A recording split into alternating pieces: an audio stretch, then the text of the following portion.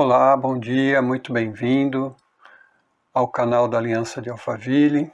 Eu sou o Pastor Marcos e é uma alegria muito grande ter a sua companhia aqui neste domingo, primeiro dia da semana, o primeiro domingo do mês, um domingo em que nós celebramos a ceia do Senhor e é um domingo em que a gente começa a semana refletindo sobre a Palavra de Deus. E eu gostaria, nesse instante, de convidar você para abrir a sua Bíblia e a gente poder ler o texto de Eclesiastes, capítulo 3. Nós estamos numa série de mensagens sobre o livro de Eclesiastes. É um tempo muito bom, muito oportuno. É um livro em que a gente pode refletir sobre muitas coisas relacionadas ao momento que nós estamos vivendo na nossa sociedade nesses dias. E hoje nós vamos falar sobre talvez o texto mais conhecido de Eclesiastes, que é o Eclesiastes 3, de 1 a 15. Há tempo para todas as coisas. O tema da nossa mensagem hoje é tudo tem o seu tempo. Tá certo? Então, se você já achou aí o livro de Eclesiastes, lá no Antigo Testamento, capítulo 3, nós vamos ler do capítulo 1 até o capítulo 15, vamos falar um pouquinho desse texto e fazer uma aplicação para a nossa vida nos dias de hoje, tá ok? Eu queria iniciar aqui fazendo uma oração. Senhor Deus e Pai, pedimos a Tua bênção, a Tua ajuda nesse momento, que o Senhor guie o nosso coração, a nossa mente na reflexão da Tua palavra, que ela fale profundamente aos nossos corações, que ela nos alcance dentro das condições em que nós estamos, Pai, para que a Tua palavra seja eficaz na nossa vida. É isso que nós pedimos e agradecemos em nome de Jesus. Amém. Muito bem, meus queridos irmãos e irmãs, você que está nos assistindo, esse é um texto muito conhecido e é um texto também muito desafiador. Quero dizer a você que esses dias, esse tempo que eu estou passando, lendo, refletindo sobre o Eclesiastes, eu tenho aprendido muito.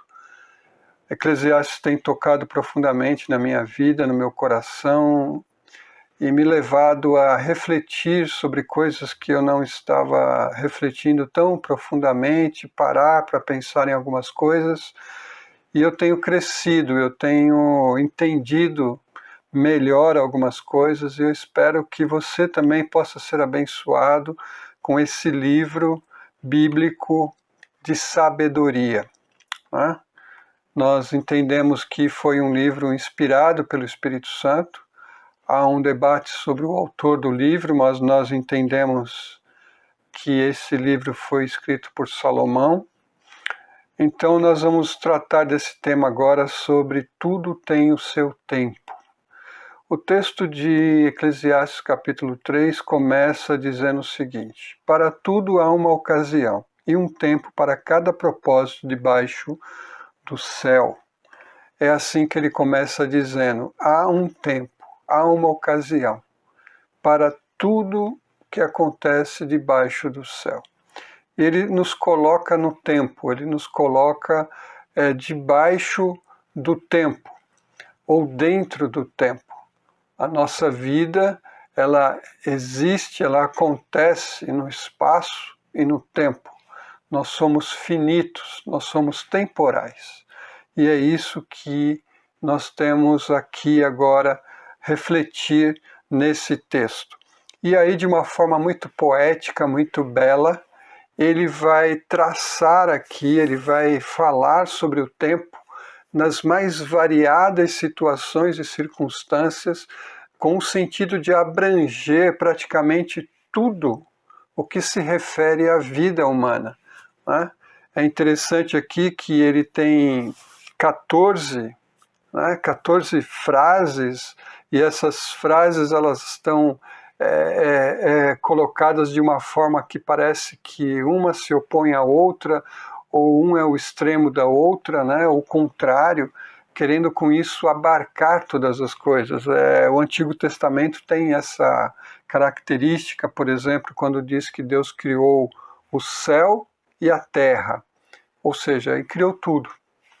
Então, quando ele começa dizendo tempo de nascer e tempo de morrer, tempo de plantar e tempo de arrancar o que se plantou, tempo de matar e tempo de curar, tempo de derrubar e tempo de construir, tempo de chorar e tempo de rir, tempo de prantear e tempo de dançar, tempo de espalhar pedras e tempo de ajuntá-las, tempo de abraçar e tempo de se conter, tempo de procurar e tempo de desistir, tempo de guardar e tempo de lançar fora, tempo de rasgar e tempo de costurar, tempo de calar e tempo de falar, tempo de amar e tempo de odiar, tempo de lutar e tempo de viver em paz. Veja então que Eclesiastes nos dá aí uma variedade de tempos. A gente pode considerar isso como os ritmos da vida, tá? Como é que a vida acontece, como é que a vida ela vai de um lado para o outro. Nós caminhamos por essa variedade de tempo, de ritmos, de estações. É belo, é criativo, né? E também nos fala, esse poema nos fala que nós somos temporais, fala que há tempos e tempos. Então nós estamos debaixo desse tempo. E isso também indica não só que nós não controlamos o tempo, que nós não conseguimos encaixar esse tempo da forma que a gente quer, porque ele diz, olha, tem o tempo de nascer, mas também tem o tempo de morrer. Então, ao mesmo tempo que eu não posso fazer nada com relação a isso, porque o meu tempo, o tempo de nascer é estipulado e o tempo de morrer também é estipulado, eu não tenho muito controle sobre esses tempos, né? E um autor aqui, um comentarista, né?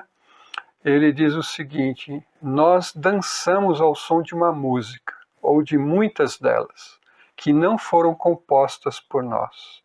Eu fiquei pensando muito nisso, porque eu lembro que quando era jovem, a gente tinha os nossos bailes, né?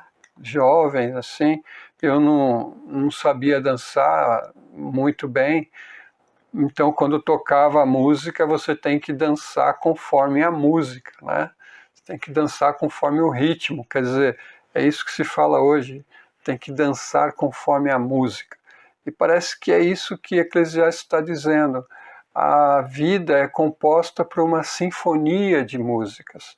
E então você tem uma música alegre, depois tem uma música triste, tem uma música acelerada, tem uma música de um compasso mais lento. Essa variedade de coisas é que a gente vive no meio disso. E ele diz que o que nos deixa aflitos e o que nos deixa muitas vezes sem compreender é porque que o ritmo da música muda, porque que naquele momento, naquele instante toca aquele tipo de música que a gente gostaria que não tocasse, que continuasse a música que estivesse tocando, mas há uma mudança. E isso também é interessante, porque nos faz refletir sobre as nossas circunstâncias, né? O pregador nos lembra que sobre o sol o clima pode mudar. Não apenas o clima físico externo, mas as circunstâncias, humores e experiências pelas quais podemos passar. Então isso é um grande desafio para todos nós.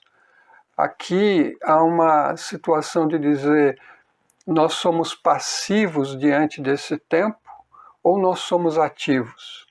O texto dá a entender que nós somos, em alguns momentos, nós somos passivos. Se você olhar para algumas situações da vida, como por exemplo o que a gente está vivendo agora, né?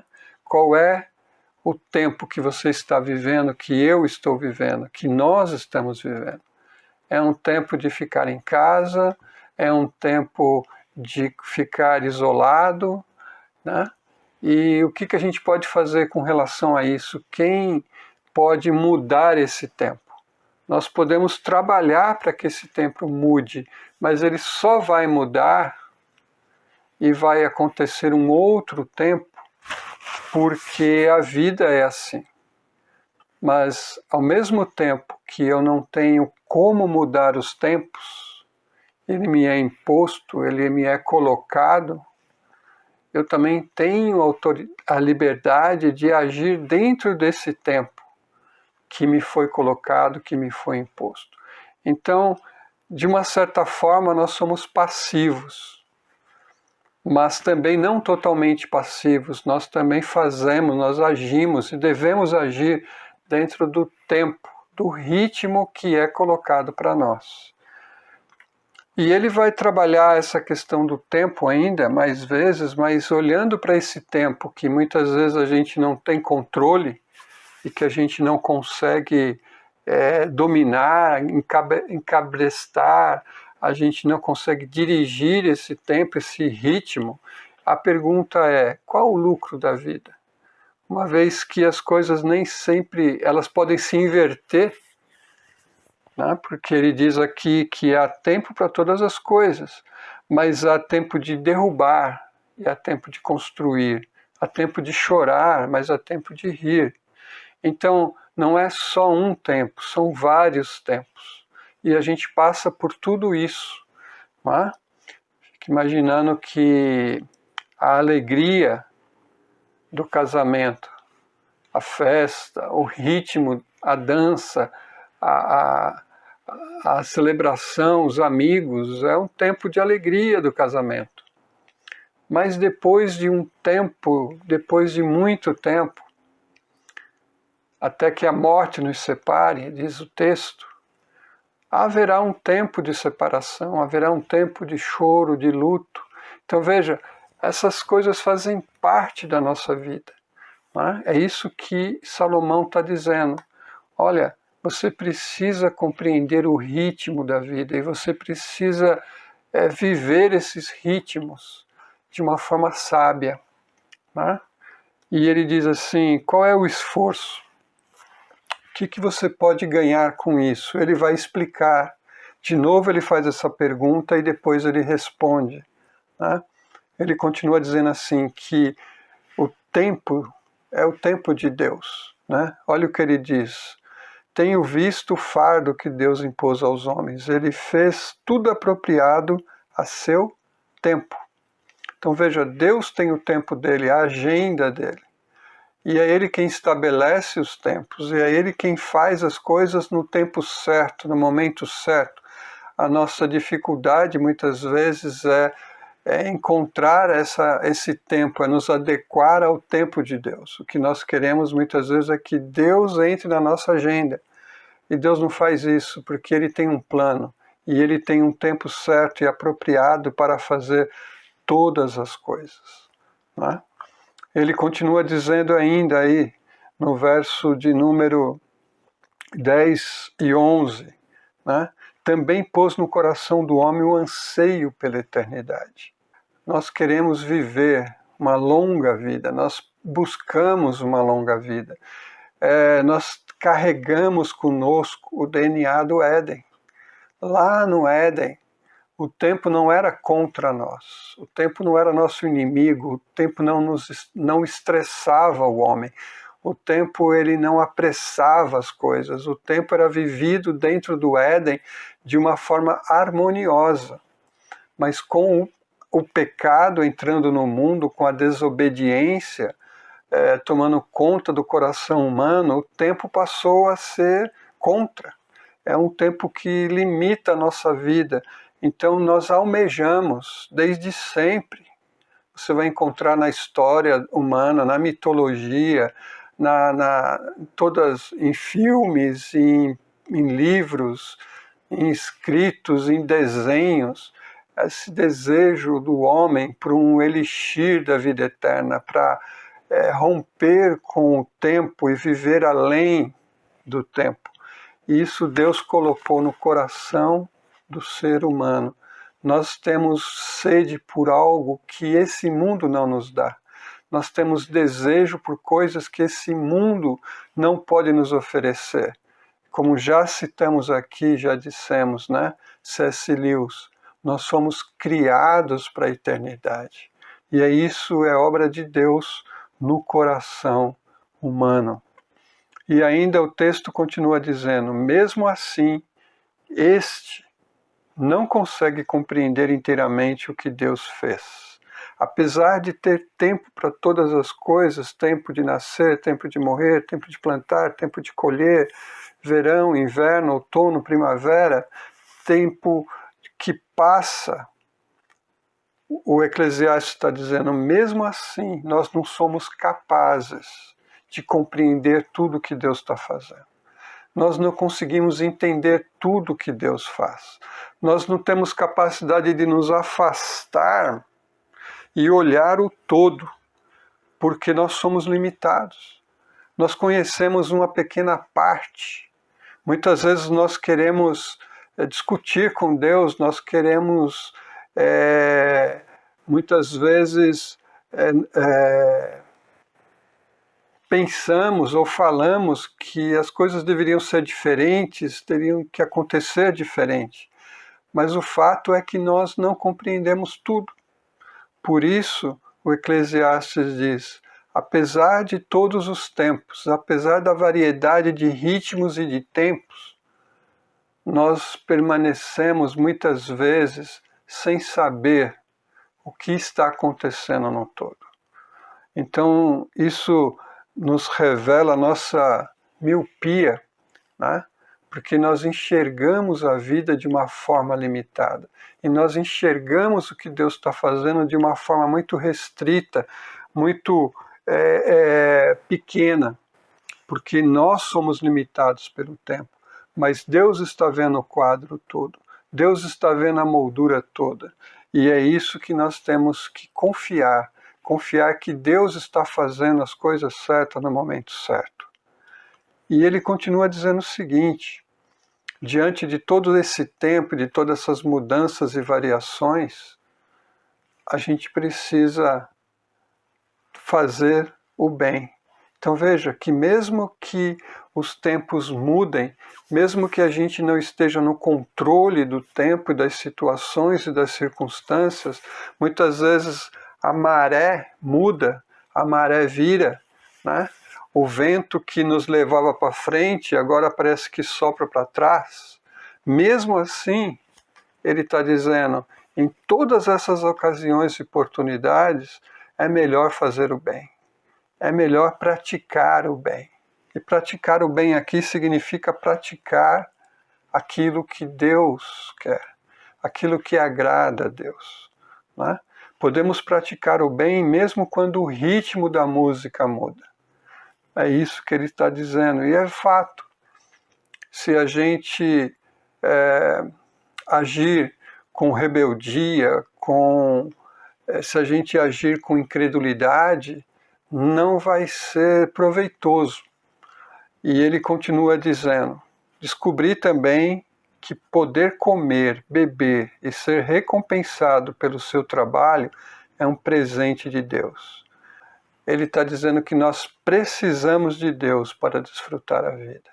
Precisamos da graça de Deus, precisamos da sabedoria de Deus, precisamos da ajuda de Deus, precisamos da companhia de Deus na nossa vida para que a gente possa viver bem, viver alegre, viver feliz e encontrar prazer na vida. Por isso ele está dizendo que o comer, o beber, o trabalhar, o encontrar significado nessas coisas, se alegrar com isso, é um dom de Deus. Ele já tinha dito isso no capítulo 2, e ele volta a dizer aqui, é isso que Deus nos dá, a oportunidade de usufruir daquilo que é dado por Ele. Tá certo?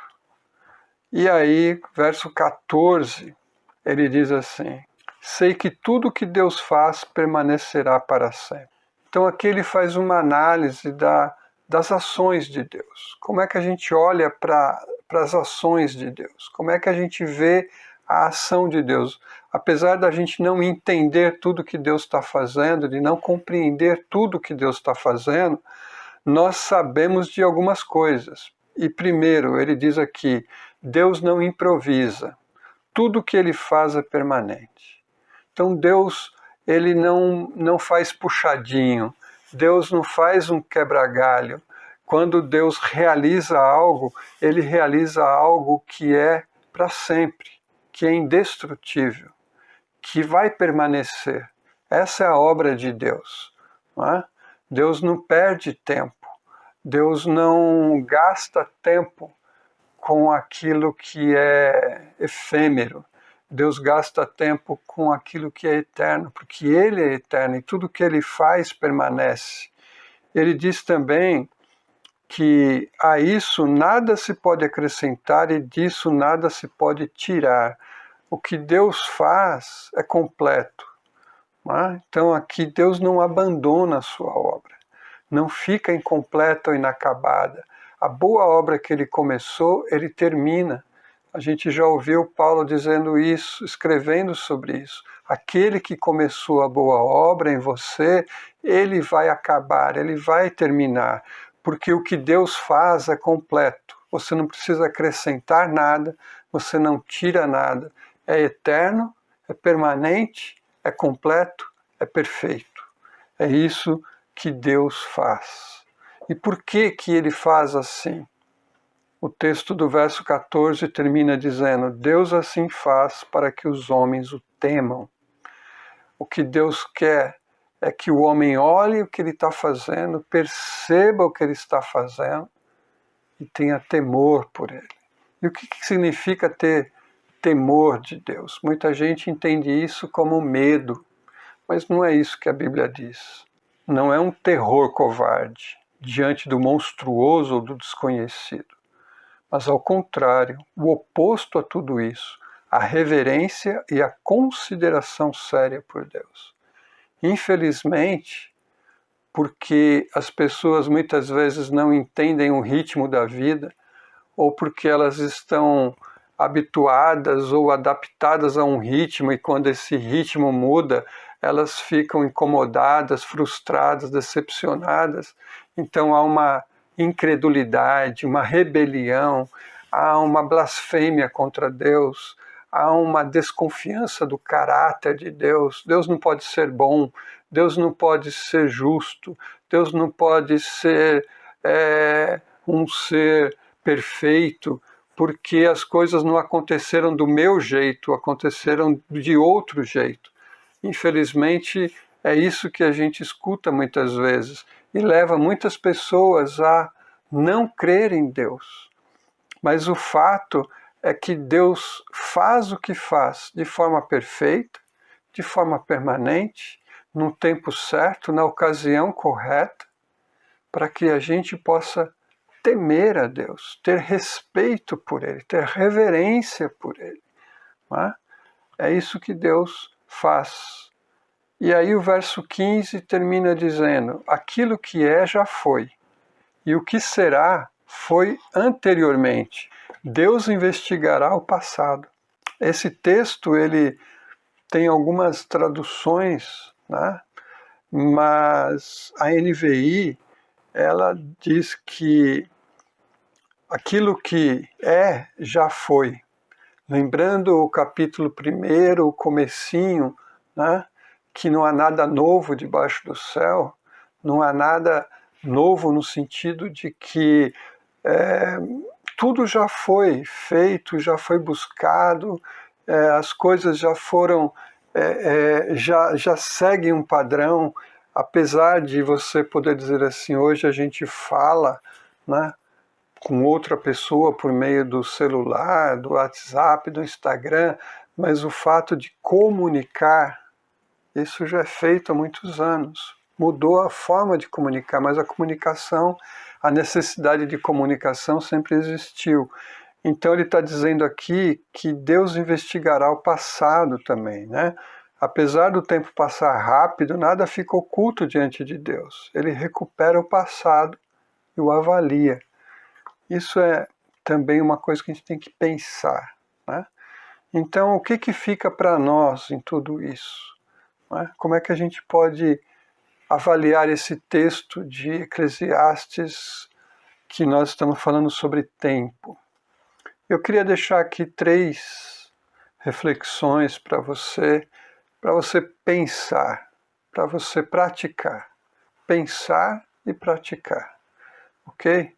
Primeiro, como diz aqui um autor, um comentarista, embora os humanos tenham algum controle sobre suas vidas, eles têm menos do que muitos supõem, e muito menos do que a maioria das pessoas deseja. A providência de Deus está operando de maneiras que não podem ser previstas nem resistidas, e sua providência às vezes afeta resultados que geralmente parecem estar sob o nosso controle. Isso tem tudo a ver com o que a gente está vivendo hoje. Quem poderia imaginar que o mundo ficaria em quarentena? Que as pessoas ficariam em casa? Que nós não teríamos viagens, turismo, bares e restaurantes abertos, cinemas, teatro, shows, né? Como ninguém imaginava isso. A música estava sendo tocada de um jeito, o ritmo da vida era de um jeito, e agora é de outro jeito, de outra maneira. E será de outra maneira, como alguém já disse, né? É um novo normal. As coisas mudaram. Ou seja, ainda que a gente tenha controle da nossa vida, não é o controle que a gente gostaria de ter. E nós precisamos reconhecer isso. E isso não pode nos deixar desanimados, isso não pode nos deixar revoltados, isso não pode nos deixar incrédulos, ou perder o respeito, ou perder a adoração a Deus. A Deus, na sua infinita sabedoria e providência, Ele está agindo, Ele está operando, Ele está realizando a obra dele. E nós precisamos humildemente nos colocar na sua presença e confiar que os resultados são os resultados que na providência dele ele quer. Então, muitas vezes essas situações no mundo podem nos frustrar os nossos planos, mas a gente precisa entender que os planos de Deus são soberanos, que os planos de Deus são melhores do que os nossos, que os planos de Deus são perfeitos, que os planos de Deus são eternos, que nada você põe, nada você tira. Então, esse controle, né, eu descanso nesse controle que Deus tem. Imagina se eu fosse controlar 100% a minha vida. Se você fosse controlar 100% a sua vida, como que seria? Mas graças a Deus que Ele controla. Graças a Deus que Ele está no controle das coisas. Por isso eu posso descansar na providência de Deus. Ainda que as coisas parecem fugir do meu controle. Deus continua no controle e eu posso confiar nesse controle, nessa providência de Deus. A segunda coisa é que o resultado, né, da gente ter essas mudanças e muitas vezes a gente não se adaptar a essas mudanças, é que tentamos, né, o resultado é que tentamos forçar outras pessoas a agir ou o mundo a existir dentro dos limites das poucas estações com as quais nos sentimos mais confortáveis. Tentamos controlar os outros para permanecer dentro dos comportamentos sazonais que mais preferimos, em vez de aprender a mudar e a ajustar-se de maneira artística, lenta e adequada, de acordo com a graça da sabedoria. Então, o que esse autor está dizendo é que muitas vezes nós nos enrijecemos, nos fixamos na nossa estação preferida. Então imagine que a sua estação preferida é a primavera e você não quer que mude, você não quer que altere. Então, seja no calor, no verão, ou no inverno, ou no outono, você vai agir como se estivesse na primavera. Isso é incoerente. Então, nós temos que nos adaptar às situações e às circunstâncias. Mudou a música, a gente muda a dança, muda o passo, o compasso. É isso que ele está dizendo. Mas o fato é que, além da gente não querer mudar, a gente quer forçar o outro a dançar a música que a gente está dançando. Então, eu acho que isso é muito importante para a gente pensar nos dias de hoje. Por quê? Porque eu preciso me colocar no lugar do outro. Eu preciso entender a situação do outro. Pode ser que hoje a minha música seja de lamento, seja de tristeza. Mas a música do outro é de alegria. Ele está vivendo um ritmo de vida diferente do meu. Eu não posso impor o meu ritmo a ele. Ele também não pode impor o ritmo dele para mim. É isso que esse autor está dizendo e eu acho muito importante isso, meus irmãos. Porque nós precisamos entender que há momentos de rir.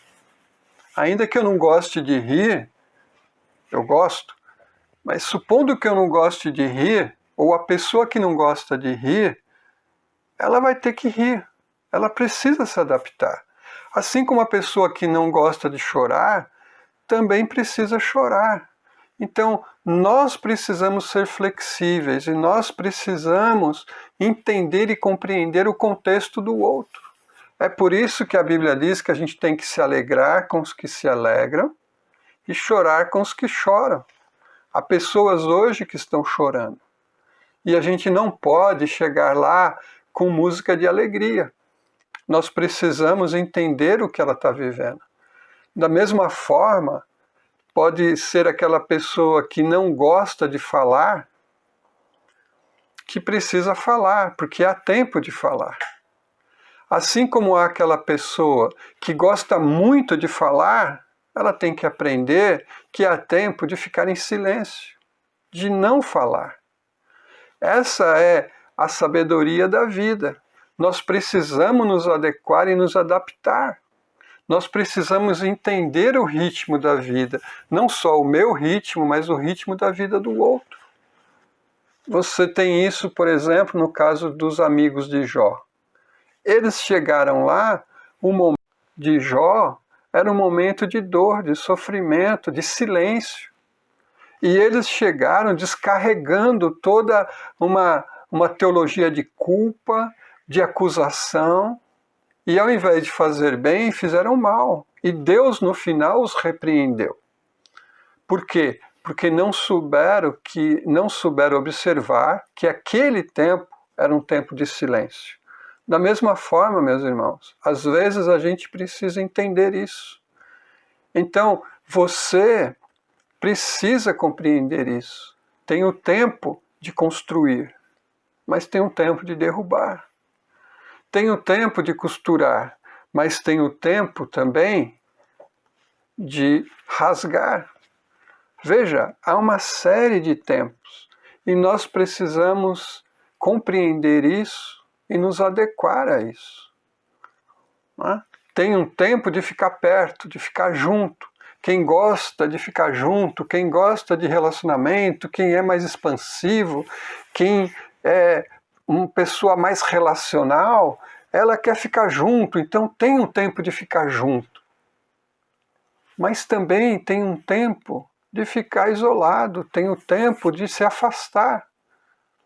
Tem aquela pessoa que gosta de se afastar, mas ela precisa também estar perto, estar junto. Então nós precisamos não pressionar o outro, mas respeitar o momento do outro. E também temos que nos adequar dentro dos limites possíveis para aquela situação, para aquele comportamento. E não viver só o que a gente prefere, mas viver o que Deus está nos colocando para viver e viver também dentro do contexto do outro, respeitando o contexto do outro. E por último, eu gostaria de deixar com você aqui o texto de Filipenses 4, de 11 a 13. Nesse texto de Filipenses é interessante porque mostra o que Paulo aprendeu. Essa questão de você viver os tempos da vida é um aprendizado. Olha o que Paulo diz. Ele recebeu uma oferta da igreja em Filipe, e ele escreve essa carta aos filipenses, aos crentes filipenses, agradecendo a oferta e também tratando de alguns assuntos. Mas olha o que ele diz. Não estou dizendo isso porque esteja necessitado, pois aprendi a adaptar-me a toda e qualquer circunstância. Sei o que é passar necessidade e sei o que é ter fartura. Aprendi o segredo de viver contente em toda e qualquer situação, seja bem alimentado, seja com fome, tendo muito ou passando necessidade. Tudo posso naquele que me fortalece. Esse também é um texto conhecido, pelo menos esse versículo, tudo posso naquele que me fortalece. E tiramos esse texto do contexto. Mas o que Paulo aprendeu? É interessante que ele usa isso. Eu aprendi o segredo de viver contente. É um aprendizado. Nós temos que aprender a viver contente. Eu conheço pessoas que não conseguem viver contente. E o problema é que elas não são gratas. Ou o problema é que elas estão cobiçando outras coisas. Elas não olham para o que elas têm, elas olham para o que elas não têm.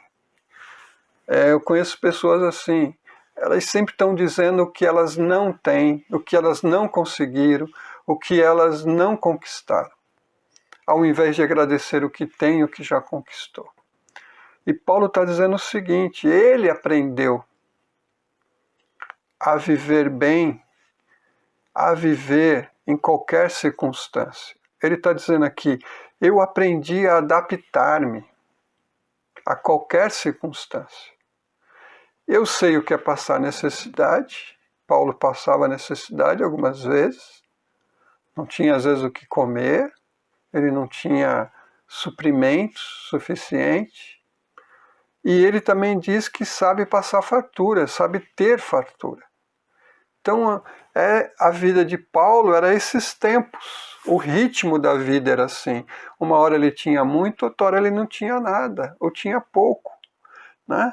Ele diz assim, uma hora eu estou muito bem alimentado, e outra hora eu estou com fome. Né? Uma hora eu tenho muito, outra hora eu passo necessidade. E ele diz assim, mas tudo posso naquele que me fortalece, que é Cristo. Então, o que é tudo? Posso. Paulo vai dizer, eu posso ter muito e posso ter pouco. Eu posso passar necessidade e posso ter abundância. Tudo isso eu posso. Por quê? Porque eu tenho Cristo que me fortalece. Então, essa ideia de tudo posso não é posso conquistar, posso ganhar, posso decretar, posso tomar posse. Não é nesse sentido que Paulo está dizendo. Ele está dizendo aos filipenses, olha, eu agradeço imensamente a oferta que vocês me deram. Essa oferta supriu a minha necessidade. Eu agora tenho bastante. Mas eu não estou escrevendo para vocês para dizer que agora eu estou feliz porque eu tenho bastante. Porque eu aprendi a viver contente com muito e com pouco. E é isso que a gente precisa aprender. E esses tempos que mudam nos fazem refletir sobre isso. A questão é, hoje, em meio a esse ritmo de vida que nós estamos vivendo, pandemia, as coisas paradas, fechadas, a quarentena, o isolamento, como é que você está vivendo Você está encontrando força em Cristo para viver contente? Para viver essa situação com a força de Cristo? É isso que Paulo está dizendo. E é interessante que Filipenses é chamada de a carta de alegria. Paulo está preso, né? Está escrevendo a carta, e ele diz, eu sei ficar contente. Eu aprendi a me adaptar às circunstâncias. Eu espero que você também aprenda e tenha aprendido já com a experiência da vida a se adaptar às circunstâncias. Porque Eclesiastes está dizendo isso. Nós temos um ritmo. Deus estabelece um ritmo. E a gente vive dentro desse ritmo na força de Jesus Cristo. Jesus faz diferença na sua vida. Jesus faz diferença na minha vida. Jesus faz diferença na vida das pessoas que vivem confiando nele. Amém? É isso aí. Eu espero que você possa viver os tempos e tempos, ritmos e estações na sua vida, confiando na providência de Deus, que Ele está fazendo o melhor. Que você possa entender o contexto do outro, compreender o ritmo da vida do outro, e que você possa se adaptar à realidade que você está vivendo e viver contente em toda e qualquer situação. E eu me lembro quando eu era criança, a minha mãe dava uma tarefa para a gente, nós éramos em 5, e ela queria que a gente se aquietasse um pouco. Então ela comprava umas telas. Essas telas ela era furada, tinha um desenho colorido naquela tela, e eu tinha que pegar a lã da cor daquele desenho e ia passando a linha pelos furos da tela com uma agulha grossa, e depois que passava tudo ali, eu dava um nó, cortava aquela lã. Depois pegava outra lã com a outra cor, ia novamente com a agulha ali, passando aquela lã naqueles furos da tela, até preencher toda aquela cor, e depois dava um nó naquilo e cortava. Então, quando terminava de fazer isso, eu me lembro que eu era criança, garoto, pequeno, olhando por atrás da tela, você não conseguia entender nada, porque era um monte de linha passando para um lado para o outro, e nós por todo canto, não fazia muito sentido. Mas quando virava a tela, tinha então um desenho ali coberto com a lã colorida, muito bonito. Eu queria dizer para você que é assim. Eu vejo Salomão dizendo para a gente que a nossa vida é assim. Há muitos ritmos, muita linha que passa para cá e passa para lá. E muitas vezes quando você olha a tela, você não enxerga, porque a gente está vendo o outro lado. O lado dos nós, das linhas que passam, das linhas que se cruzam, e a gente muitas vezes não entende. Mas quando você puder olhar o quadro todo, completo, você vai ver a beleza do quadro, o colorido do quadro. Isso é o que Deus está fazendo, não só no mundo em geral, no plano de salvação dele. Deus está fazendo isso na vida de cada pessoa que o ama, que o serve, que o teme, que o reverencia, que o respeita, que leva ele a sério. Talvez hoje na sua vida, talvez hoje a circunstância seja muito confusa. Você não está entendendo muita coisa, mas vai chegar o dia em que você vai poder ver o quadro completo.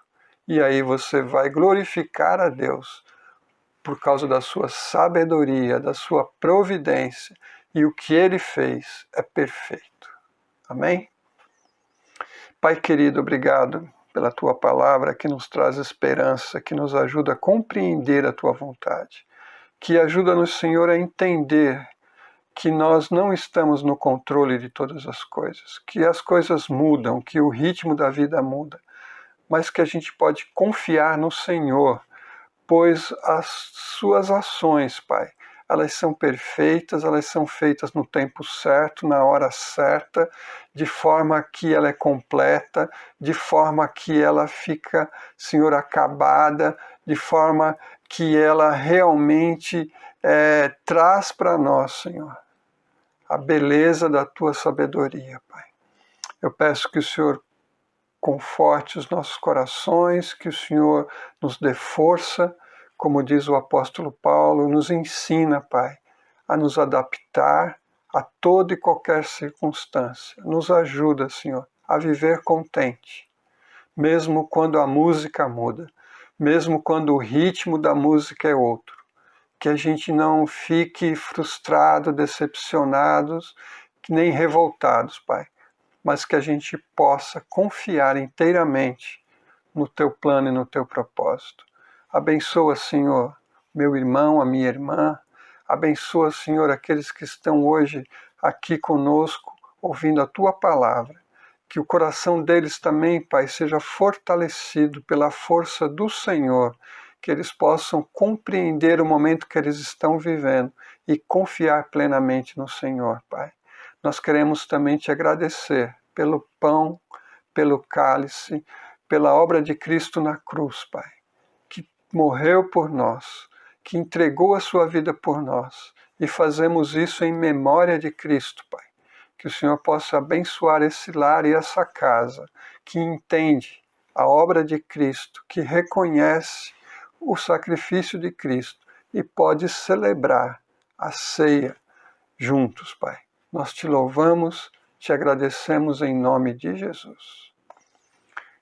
Querido irmão e irmã, você que está nos ouvindo, nos assistindo, hoje é o primeiro domingo, então você aí na sua casa, de uma forma excepcional, né? Muito excepcional, porque a ceia é a ceia da comunhão, enquanto a gente não está fisicamente juntos, mas espiritualmente estamos juntos. Então, excepcionalmente, nós estamos fazendo a ceia aqui, né, online, mas você aí na sua casa, se você tem essa fé de que Cristo morreu por você, perdoou os seus pecados, que o sacrifício dele é um sacrifício que trouxe vida eterna para nós, perdão de nossos pecados. Se você crê em Jesus como seu Senhor e Salvador, você pode ir aí, onde você está na sua casa, pegar um cálice de suco aqui, que no caso é o suco de uva, e um pão, e celebrar a ceia do Senhor. Agradeça a Ele pelo sacrifício, pela vida dele, agradeça a Ele pela força que Ele tem te dado para viver em todas as situações, e faça isso com alegria e com fé, porque o Senhor nesse momento está vendo, está acompanhando a nossa vida. Amém? Deus te abençoe, você tenha uma semana abençoada, que você tenha uma semana alegre, contente, que você tenha uma semana com um ritmo muito bonito, ok? Fique na paz do Senhor Jesus Cristo.